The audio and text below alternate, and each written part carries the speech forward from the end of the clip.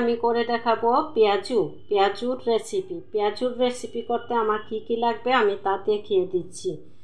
আমার এখানে ডাল নিয়েছি, এখানে আপনারা মসুরের ডাল, খেসারির ডাল, বুটের ডাল যে কোনো ডাল নিতে পারেন। আমি নিয়েছি বুটের ডাল। লাগছে ভাত, বেসন, পেঁয়াজ কুচি, ভাজার জন্য তেল, ধনেপাতা, মরিচের গুঁড়ো, ধনে গুঁড়ো, হলুদ গুঁড়ো, লবণ, কাঁচামরিচ কুচি, জিরের গুঁড়ো, কালো জিরে, আদা বাটা, রসুন বাটা। চলুন এখন আমি সবগুলো উপকরণ কিভাবে মেখে নেই তা আপনাদেরকে দেখিয়ে দিচ্ছি।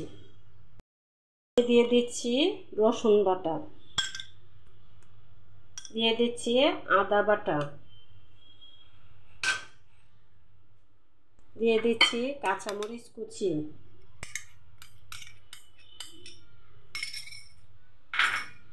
দিয়ে দিচ্ছি হলুদের গুঁড়ো,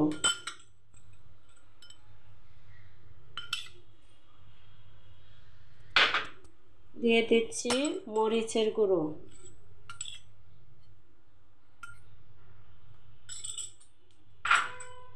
দিয়ে দিচ্ছি ধনে গুঁড়ো,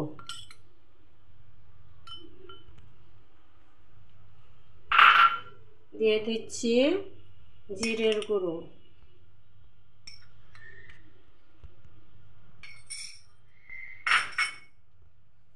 দিয়ে দিচ্ছি এখানে কালো জিরে,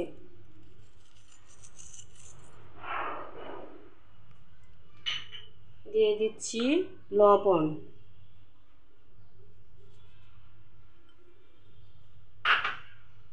এখন দিয়ে দিব আমি ভাতগুলো। এরকম করে চটকিয়ে নেবেন আপনারা, তারপরে এখানে ভাতগুলো দিবেন। ভাতগুলো না চটকিয়ে দিতে যাবেন না, তাহলে পেঁয়াজুটা ভালো লাগবে না খেতে।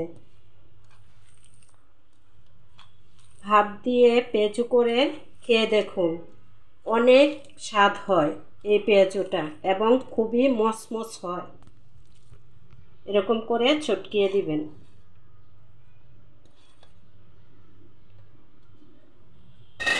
দিয়ে দিচ্ছি এখানে পেঁয়াজ কুচি,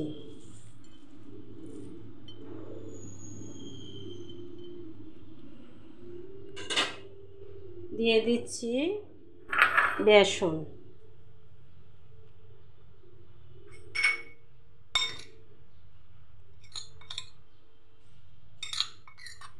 আর দিয়ে দিচ্ছি ধনেপাতা কুচি।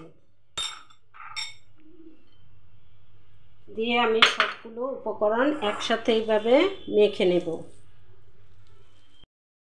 দেখুন আমার মাখানো হয়ে গেছে। এখন আমি চুলার মধ্যে ভাজার জন্য চলে যাব। চুলাতে একটি প্যান বসিয়ে দিয়েছি, প্যানটা গরম হয়ে গেছে। এখন আমি দিয়ে দিচ্ছি পরিমাণ মতো তেল ভাজার জন্য।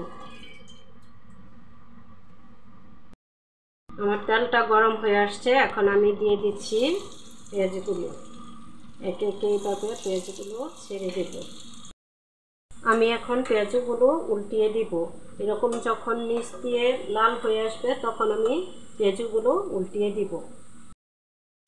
দেখুন আমার পেঁয়াজগুলো লাল লাল হয়ে গেছে। এখন আমি পেঁয়াজগুলো উঠিয়ে ফেলবো। পেঁয়াজগুলো হয়ে গেছে, আর পরে আমি আপনাদেরকে পরিবেশন করে দেখিয়ে দিব। দেখুন আমার পেঁয়াজগুলো হয়ে গেছে, আমি পরিবেশন করে দেখিয়ে দিলাম। কত সুন্দর পেঁয়াজু হয়েছে। আপনারাও আমার রেসিপিটি ফলো করে বাসায় একবার ট্রাই করে দেখুন, খুব মজা হয় এই পেঁয়াজুটা। আমার চ্যানেলটি ফলো করুন, আমার ভিডিওটি সম্পূর্ণ দেখুন। ধন্যবাদ।